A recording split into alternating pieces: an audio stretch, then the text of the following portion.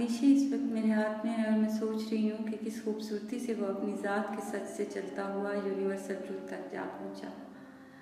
मैं नहीं जानती और ना ही मुझे ये जानना है कि खुर्रम बका कितना बड़ा या छोटा अफसाना निगार है।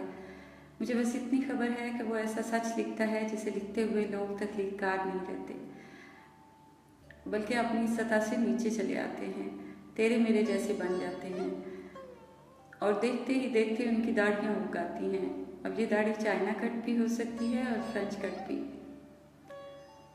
वो खुर्रम बका का रास्ता मंटो और प्रेमचंद का रास्ता है, सच का रास्ता है, जहाँ सच एक भिनभिनाहट की आवाज़ में कारी को बेचैन रखता है और बाज़ के तो नाक में घुसकर दिमाग में जा बैठता है, जहाँ दिमाग पे जूते बरसाना वाहिद हल रह जाता है। और ये काम खुर्रम बका का कलम बखूबी करता है।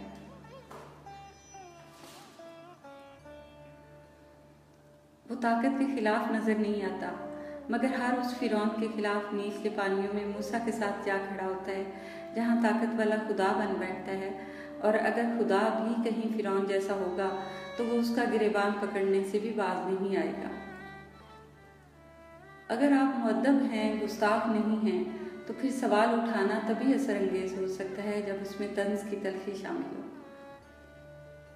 ये तंज अगर हकीकत की नब्ज़ पे हाथ रख दे तो वो खुर्रम बका का असलूब बन जाता है, मीठी और कड़वी चाय जैसा, जिसे पीने वाले को हलक से उतारते बनती है ना उगलते।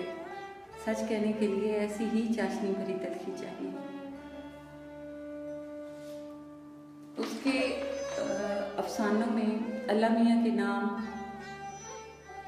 खुदा का जन्म, खामोश, अधूरा ख्वाब, मुसब्बिबुल अस्बाब, ट्रांजिट लाउंज और दुआ बेहतरीन अफसाने, खुदा और शैतान और मुकद्दस, ये उसके बेहतरीन माइक्रो फिक्शंस हैं। खुर्रम, आप बहुत अच्छा लिखते हैं, ऐसे ही लिखते रहिए और प्लीज़ एक आध अफसाना मोहब्बत पर भी। खुश रहिए।